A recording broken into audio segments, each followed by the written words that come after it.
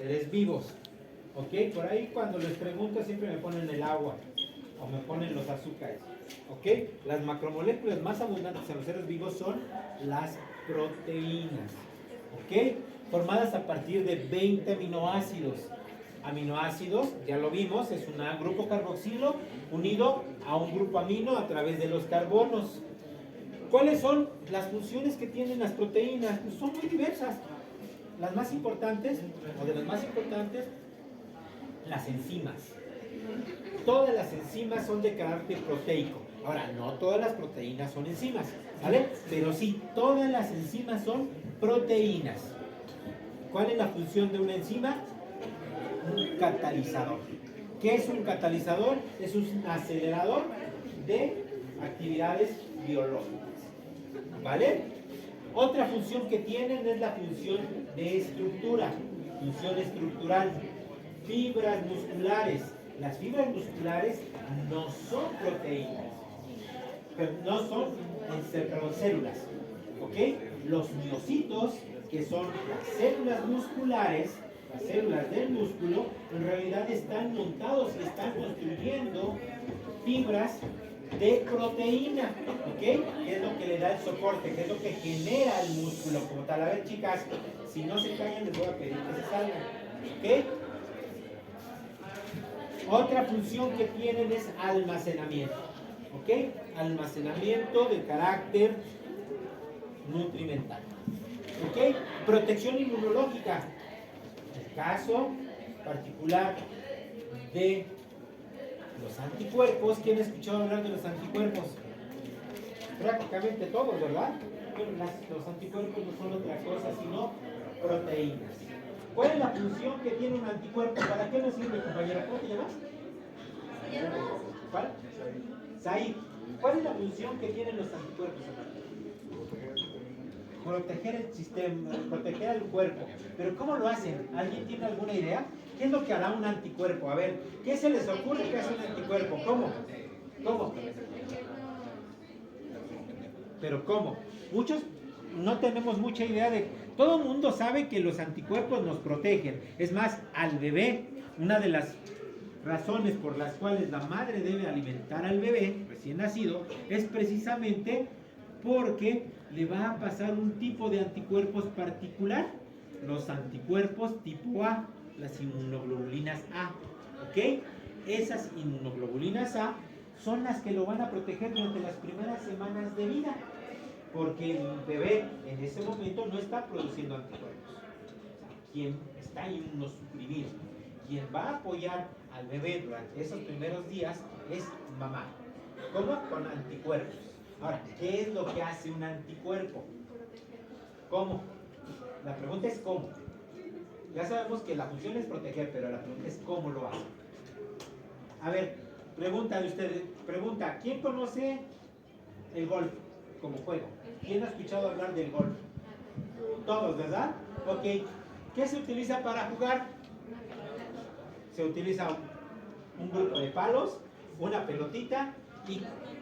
¿Mande? Bueno, en las manos, sí, obvio. Sí, porque sí, con los pies va a ser un poquito complicado. ¿Pero y qué más? ¿Un agujero? Que se encuentra aquí, hasta por allá. ¿Y cómo sabes dónde está el agujero? Con una banderita, ¿cierto? Que señala dónde está el agujero. Bueno, resulta que los anticuerpos tienen exactamente la misma función. Los anticuerpos no son otra cosa sino banderitas que identifican aquello que es ajeno a nuestro organismo. Y al reconocer algo que no nos pertenece, lo marcan, le ponen una banderita.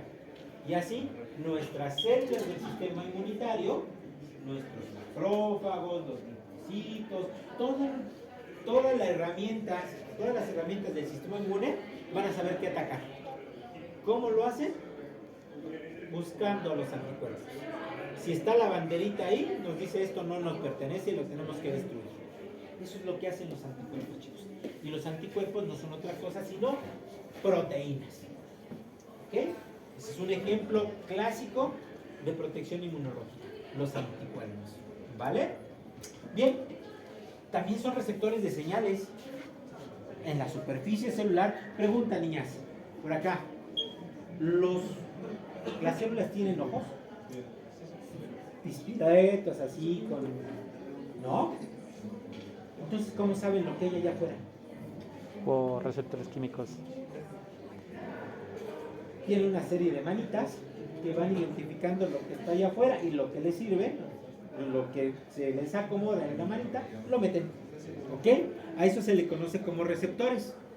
¿De qué estarán hechas esas manitas? Azúcar y proteínas. Glucoproteínas. ¿Sale?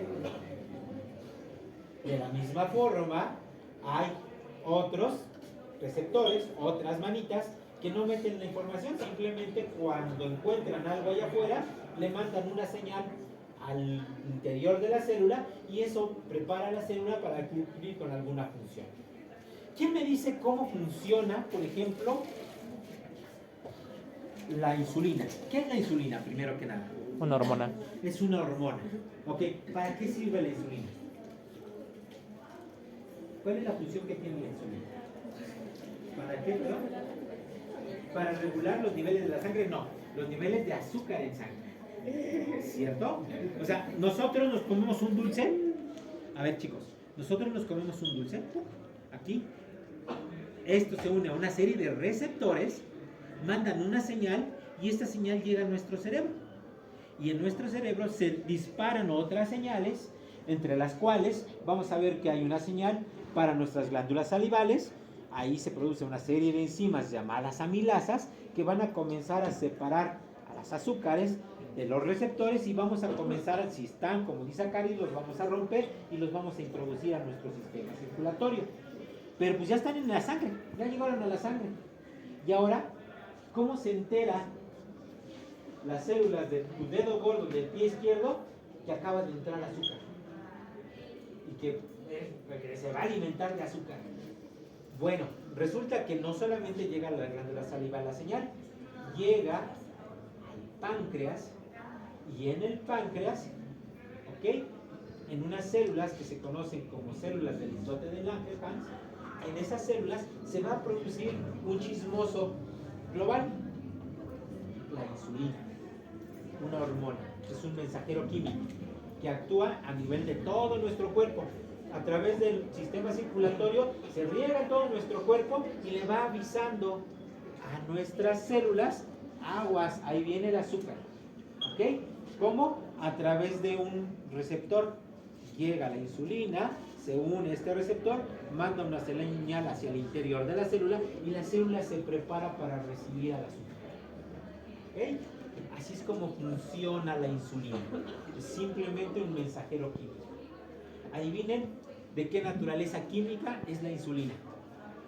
Proteica. Es una proteína. Es una proteína pequeñita. ¿Ok? ¿Sale? Entonces también son transportadores de señales. También son señalizadores. ¿Ok? Mensajeros químicos. ¿Ok? Resulta que cuando nosotros consumimos grasas, las grasas se absorben en nuestro cuerpo, pero si nosotros las dejásemos ahí en la circulación, van a tender, como no se mezclan con el líquido, con el agua, que es lo que está hecho en general nuestro plasma, pues van a tender a depositarse en las paredes. Y pues ahí imagínense, cada rato se nos estaría tapando la cañería. Es decir, todo nuestro sistema, ¿qué es lo que pasa cuando la persona tiene una obesidad mórbida o un consumo excesivo de grasas? ¿Ok? Pero entonces, ¿qué sucede, chicos? ¿Cómo es que evitamos que eso pase? Que se quede en donde se absorbió y que llegue hasta el resto de nuestro cuerpo. Hay moléculas, proteínas, llamadas lipoproteínas, que van a acarrear a los lípidos, que se van a llevar a los lípidos hacia donde los necesitamos. Primero al hígado, los vamos a transformar en triglicéridos, de ahí a los adipocitos, ¿ok? Y lo vamos a transformar en una reserva de energía. Cuando necesitemos esa reserva de los adipocitos, nos lo vamos a traer hacia el hígado, ¿ok? Pero estamos hablando de llevar y traer, estamos hablando de transportadores. Adivinen de qué naturaleza son esos transportadores. Proteínas. O sea, hay un montón montón de funciones que cumplen las proteínas. Por eso son tan importantes. ¿Ok? De hecho, ¿qué información guardamos dentro del código genético? Dentro del DNA. Proteínas. La receta para hacer todas las proteínas. Y lo más interesante del asunto es, tenemos un DNA que es inmenso, es muy, muy grande. ¿Ok? Sin embargo, solamente el 3% de ese DNA codifica para proteínas. El otro 97% en realidad nos ayuda a entender qué secuencia de proteínas tenemos que usar en cada caso. Entró azúcar, bueno, necesitamos la proteína A, B, C, D, E, pero no las necesitamos todas al mismo tiempo, las necesitamos en esta secuencia. Y entonces, ¿quién le indica la secuencia, cómo, en qué momento, etcétera? Es el resto del DNA. ¿Ok? A eso se dedica la genética. Cuando nosotros queremos manipular un poquito esta genética, estos procesos de absorción o de utilización de nutrientes, entonces estamos hablando de la nutrigenética. Niños nutriólogos se van a enfrentar a ella dentro de muy poco como parte de su actividad. Actualmente lo que son las dietas ya no es simplemente decir come esto, no come esto, sino que ahora en función de las características genéticas de cada individuo, nosotros podemos colocarle una dieta específica a cada persona para que tenga las mejores ventajas respecto a su desarrollo metabólico. ¿Okay? Queremos hacerlo crecer en función de músculo, bueno, tenemos que darle estos nutrientes en estas condiciones, junto con estos suplementos. Queremos mejorar esto, entonces tenemos que modificar su dieta, pero ¿cómo lo hacemos? A través precisamente de la genética, ¿ok? De cómo secuenciamos las proteínas que vamos a utilizar para estos procesos. Bueno, entonces vamos a ver que en función, como tal, las proteínas, así como teníamos a los alcoholes, que teníamos alcoholes primarios, secundarios, terciarios, las proteínas también las podemos clasificar como primarias, secundarias, terciarias y cuaternarias. Ahorita lo vamos a ver con un poquito más de detalle. ¿Vale?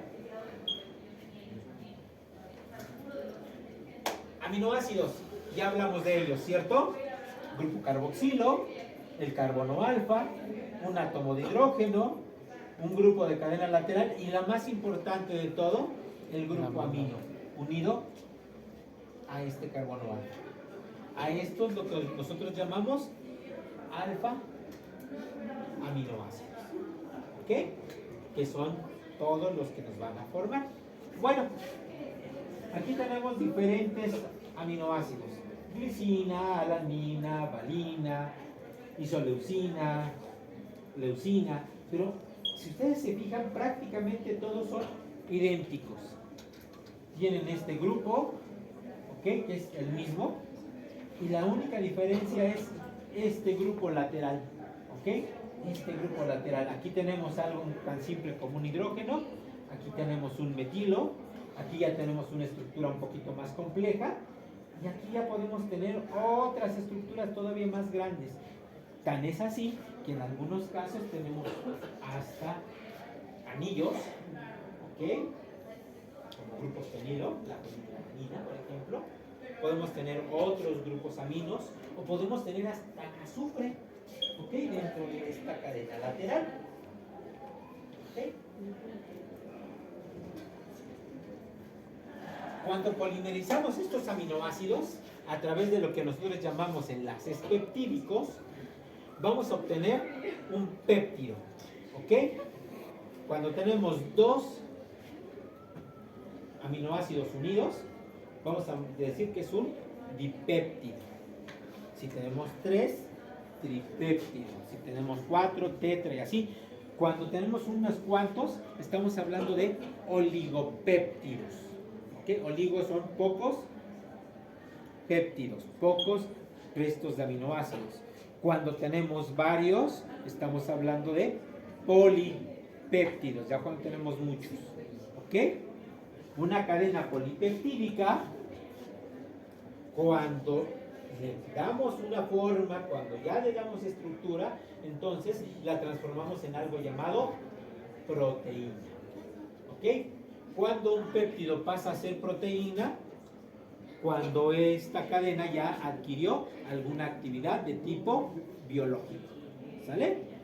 Cuando el estambre se transforma en suéter, cuando lo tejemos, cierto. Cuando un péptido se transforma en proteína, cuando lo tejemos. ¿Y dónde lo tejemos? ¿Dónde tejemos los suéteres llamados proteína? ¿En qué organelo de nuestra célula? Ahora sí, en el aparato de Golgi. ¿Sale? El aparato de Golgi tiene esa función. Nos va a ayudar a darle forma a nuestros péptidos para transformarlos en proteínas. ¿Sí? ¿Nos queda claro, chicos? ¿Aparato de qué? Golgi. Golgi.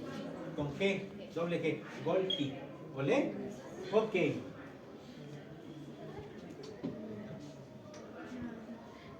Tenemos, como habíamos dicho, 20 aminoácidos comunes encontrados en las proteínas. ¿Ok?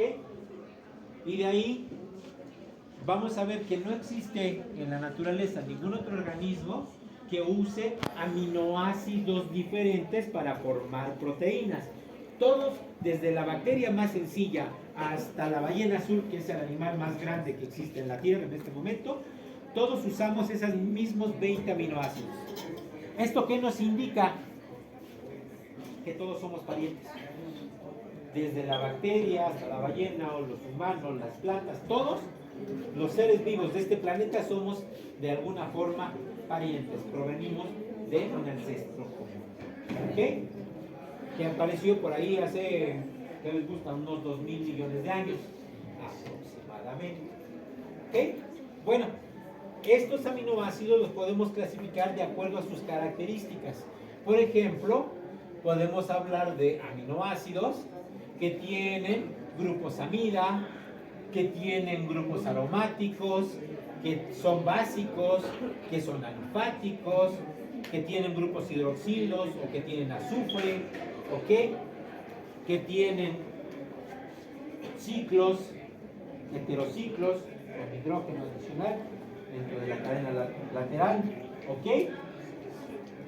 ¿Vale? Ahora, ¿existen otros aminoácidos además de estos 20? Sí. ¿Ok? Existen como otros 40 y algo, casi 50 aminoácidos adicionales. Los vamos a encontrar en las proteínas en algunos casos, pero no es porque se hayan sintetizado desde el momento en el que tomamos en el ribosoma y lo estábamos pasando. En realidad, la modificación o la síntesis de esos aminoácidos se realiza en el aparato de Golgi. Cuando llegamos al aparato de Golgi, si hay que hacerle algo a una cadena lateral, por agregarle un metilo, quitarle un azufre, ponerle... Es ahí en el aparato de Golgi donde vamos a realizar esos procesos. ¿Vale? ¿Sí nos quedan claros, chicos? Sí. Ok. Bueno, aminoácidos cargados o ionizables. Y aquí vamos a ver que dentro de estos grupos vamos a tener al ácido aspartico, al ácido glutámico, a la lisina, a la arginina, a la histidina. ¿Ok? Todos estos son aminoácidos con alguna carga, ya sea negativa o positiva, ¿ok? En su cadena lateral. Vean ustedes que esta parte sigue siendo la misma para todos, ¿ok? Es la cadena lateral la que cambia. ¿Va? ¿Sí? ¿Nos queda claro, chicos? Ok.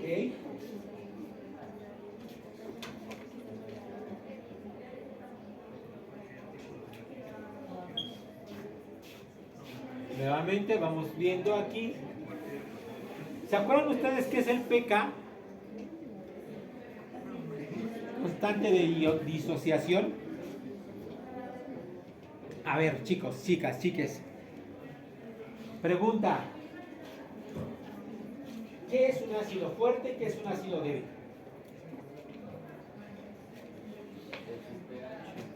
El pH. ¿Tú crees que el ácido acético no pueda tener un pH de 2 o de 1?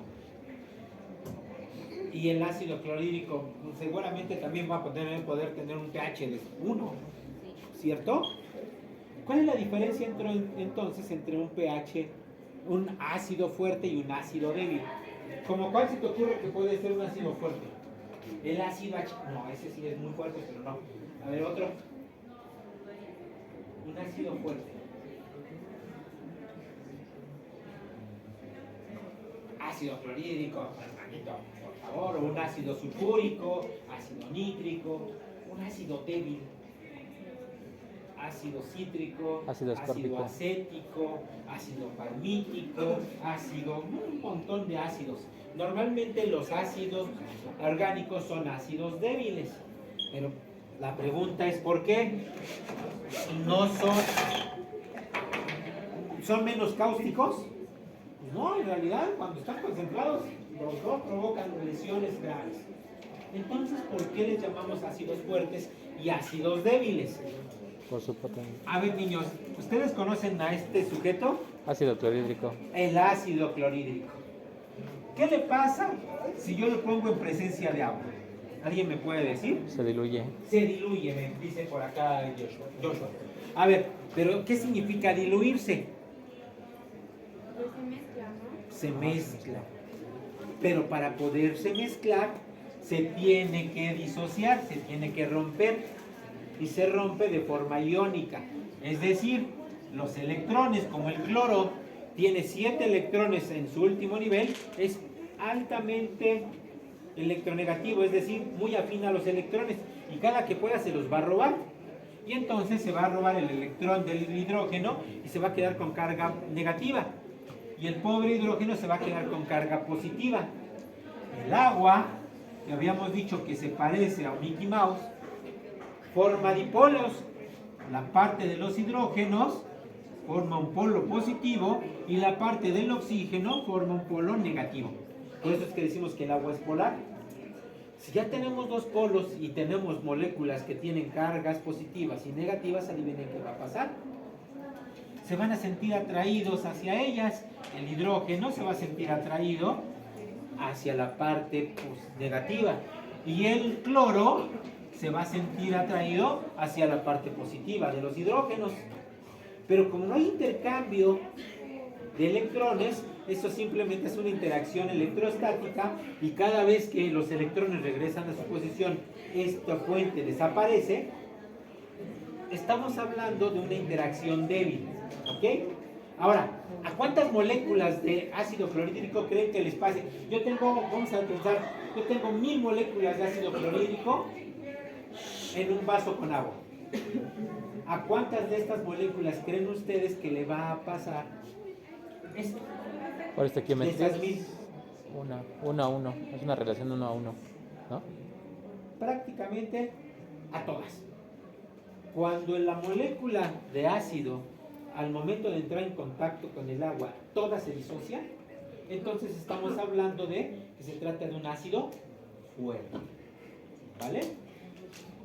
O sea, cuando un ácido fuerte entra al agua, todas se disocian. Todas se van a disociar, exactamente. Y cuando es un ácido débil. Cuando es un ácido débil, vamos a considerar aquí, este. Habíamos hablado de él hace un rato, el ácido acético. Cuando yo lo pongo en contacto con el agua, este tiende a formar un equilibrio. ¿Esto qué significa?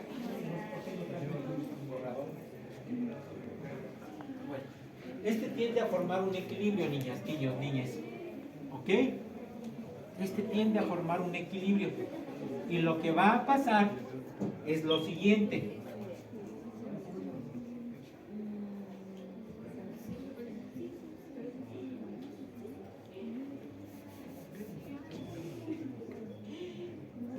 Esto. Fíjense que yo acá, cuando yo pongo el ácido clorhídrico más agua, lo que yo voy a tener es lo siguiente.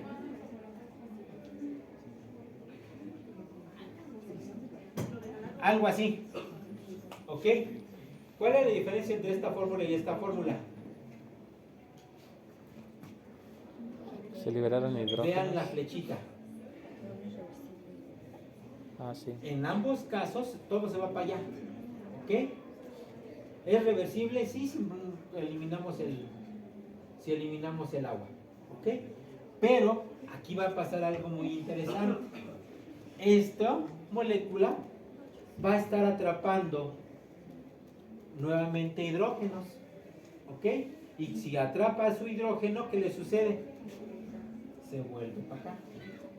Se genera un equilibrio en donde vamos a tener solamente una proporción de esta molécula disociada y otra parte de la molécula sin disociar. A esto es a lo que nosotros llamamos constante de acidez. ¿Ok? Que se da en los ácidos débiles. Cuando una molécula no se disocia al 100%, sino solamente una parte, ¿ok? Y genera un equilibrio cuando se está disolviendo, entonces estamos hablando de un ácido o una base débil. Y la proporción en la que esto sucede es lo que nosotros conocemos como constante de disociación, constante de acidez en este caso, porque estamos hablando de un ácido, ¿va? Si a esto le sacamos el logaritmo negativo de esta concentración, entonces tenemos lo que nosotros llamábamos Potencial. pKa, que seguramente lo vieron en la prueba. Si consideramos acá y lo que medimos es el logaritmo negativo de la concentración de estas cosas, ¿qué es lo que tenemos?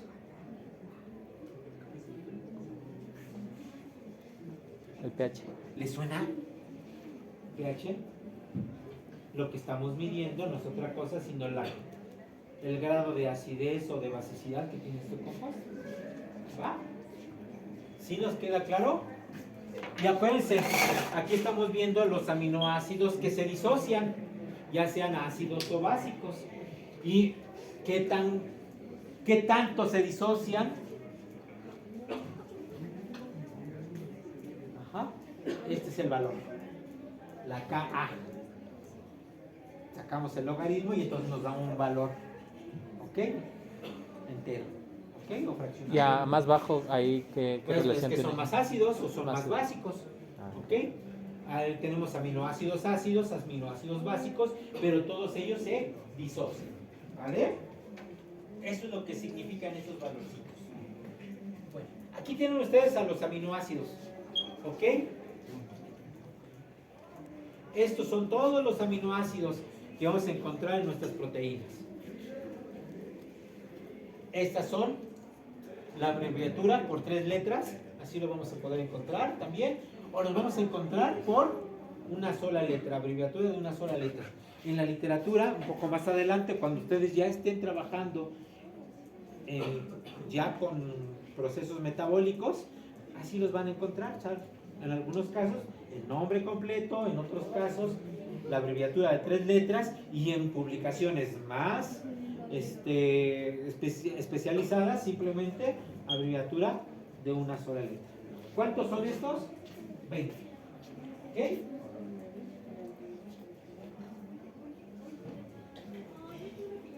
Bien, chicas, chicos, chiques. Ahora sí, vamos a hablar de los péptidos, el enlace peptídico. Aquí tenemos un aminoácido, aquí tenemos el segundo, ¿ok? Esto está ocurriendo en el ribosomo, ¿ok? ¿Qué es lo que va a suceder? Fíjense ustedes, el grupo carboxilo, ¿ok? El grupo amino son los que van a interactuar entre ellos, ¿ok? ¿Qué es lo que va a suceder?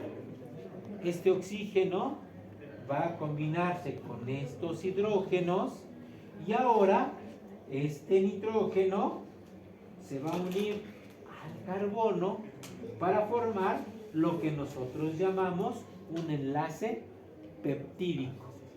Y como subproducto de esta unión, ¿qué tenemos? Agua. Ajá. Agua. Esto es lo que se está formando. Agua más un enlace peptídico. ¿Dónde ocurre?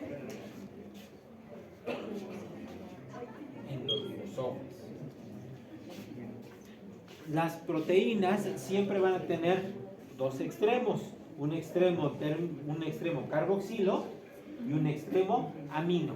¿A partir de dónde va a crecer la proteína?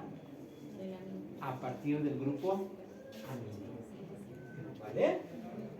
¿Sí nos queda claro, chicos? Ok.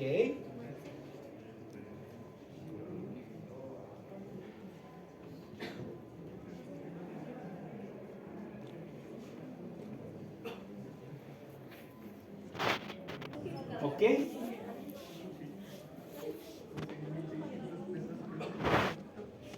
Otra característica es que los aminoácidos en su mayoría, el enlace peptídico como tal no presenta cargas y que las proteínas como tal en general siempre son trans. ¿Ok?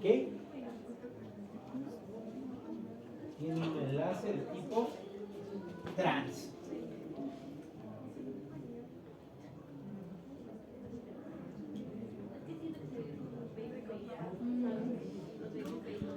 ¿Ok?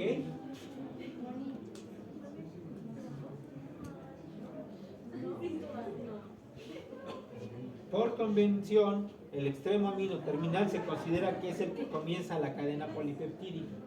¿Ok? ¿Sale? Y aquí es donde finaliza. Aquí es también a partir de donde crece. ¿Ok? Bueno.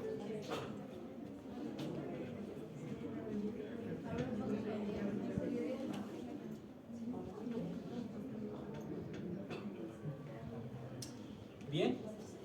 Vamos a ver que una cadena polipeptídica consta de una cadena principal o esqueleto en negro, que es esta parte, y que lo que le da las características a la proteína como tal van a ser los grupos de los sustituyentes dentro de del carbono alfa. ¿Sale? Eso es lo que le va a dar. Ok. Ahora, algo que es bien importante, la formación de puentes de hidrógeno gracias a este esqueleto. ¿Ok? Porque eso es lo que va a permitir que se doblen y que adquieran formas particulares, que es lo que le da su actividad biológica. ¿Ok? Cuando tenemos un pequeño número de aminoácidos, le llamamos péptidos.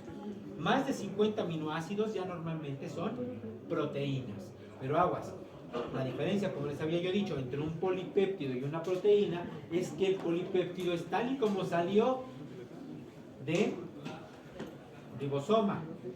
Cuando ya pasó a estar al interior del aparato de Golgi y ya adquirió una forma particular, entonces se transforma en una proteína. ¿Ok? La mayor proteína conocida es la titina, que tiene 27,000 aminoácidos, uno junto al otro. Imagínense una cadena así de 27,000 aminoácidos. Cada aminoácido en promedio tiene un peso molecular de 180 UMAS. Multipliquen 180 por 27,000. ¿Quién me hace esa operación, por favor? 180 por 27,000. A ver, su calculadora.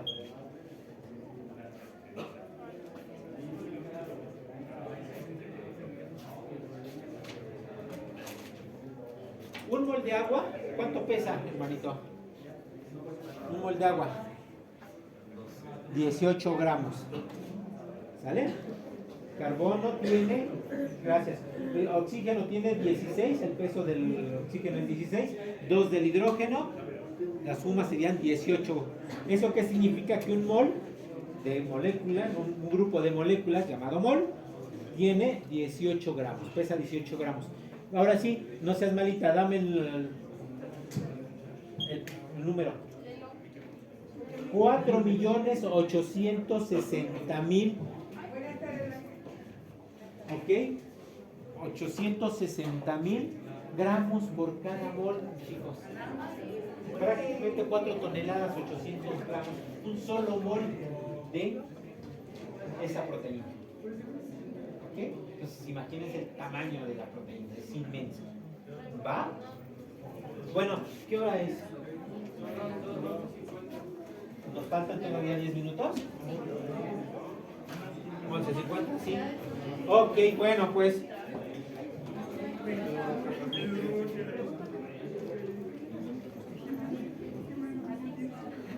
Bueno, como habíamos comentado, las proteínas tienden a adquirir una forma particular para que tengan actividad, ¿cierto? Cuando nosotros las tenemos simplemente como una cadenita, tal y como van saliendo del ribosoma, ¿ok? A eso le llamamos estructura primaria. Después, comenzamos a ver que comienzan a plegarse gracias a la presencia de los enlaces de los puentes de hidrógeno. Y podemos tener emparizada, o sea, como si fueran hojitas, ¿ok? Como si fueran acordeones, o en forma de hélices, ¿ok? Y a esos, ya sea una u otra, es a lo que nosotros llamamos una estructura secundaria, ¿ok? Pero ¿qué pasa? Pues muchas veces sucede que esta misma proteína se vuelve a plegar, pero ya en estructuras todavía más grandes. Y estas hélices se pliegan sobre sí mismas, adquiriendo una forma todavía más compleja. Y entonces es a lo que llamamos una estructura terciaria. ¿Ok? Cuando ya se pliegan por sobre sí mismas, varias y forman estructuras todavía más y más grandes. Pero ¿qué pasa? A veces resulta que una sola molécula de proteína no es suficiente para tener una actividad biológica particular. Necesitamos más. Vamos a pensar, por ejemplo, imagínense, ¿ustedes creen que con un solo trocito de proteína vamos a poder sintetizar otras proteínas? Porque al final de cuentas el ribosoma no es otra cosa sino una enzimota. Es una enzima que está fabricando proteínas. Y como buena fábrica necesita varias subunidades, varios componentes. ¿Ok? Cuando usamos varios componentes proteicos y los unimos para hacer una función más importante o más grande, más compleja, entonces tenemos una estructura cuaternaria. ¿Ok? Por ejemplo, un anticuerpo de los que hablamos hace un rato es una estructura que no solamente tiene que identificar algo que es ajeno a nosotros, sino tiene que avisarle a otras células. Entonces, vamos a ver que está hecho de varias subunidades, al menos 4. ¿Ok? Eso es una estructura cuaternaria. ¿Ok? Hemoglobina, ¿para qué nos sirve? Para transportar gases. Resulta que es una proteína hecha de 4 subunidades y que al interior de esas subunidades además están insertados átomos de hierro, que es a donde se van a unir los gases. ¿Ok? Estamos hablando de una estructura cuaternaria, ¿vale?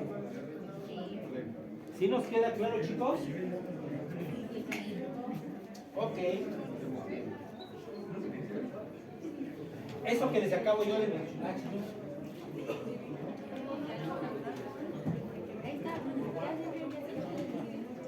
Ya se movió. Ya se movió. Ya va a llegar, no le muevo. Ya quiere ir. Ok. Oh, qué caray. Ya se quiere ir. Bueno, pues, un Dalton equivale a una unidad de masa atómica, casi igual a la del hidrógeno. Un kilodalton son 1000 daltons, equivalen a, ¿ok? Un ejemplo, una proteína de 50.000 gramos por mol, estamos hablando de 50.000 daltons o 50 kDs. Acuérdense la titina, estamos hablando de todavía más, 4.800.000 o 600.000 daltons. ¿Ok? Y esos son 4.6 megadaltons. Ya no son kilos, sino megadaltons. ¿Ok? Cada proteína tiene una secuencia de aminoácidos única y está definida con precisión. ¿Ok? Y como yo les había comentado, cada una de las recetas para fabricar esta proteína se encuentran directamente en nuestro código genético. Y a cada receta, ¿cómo le llamamos? Gen. Un gen no es otra cosa sino la receta para fabricar una sola proteína. ¿Vale? Ok, chicos, pues nos vemos la próxima semana. Continuamos. Córtense como deben.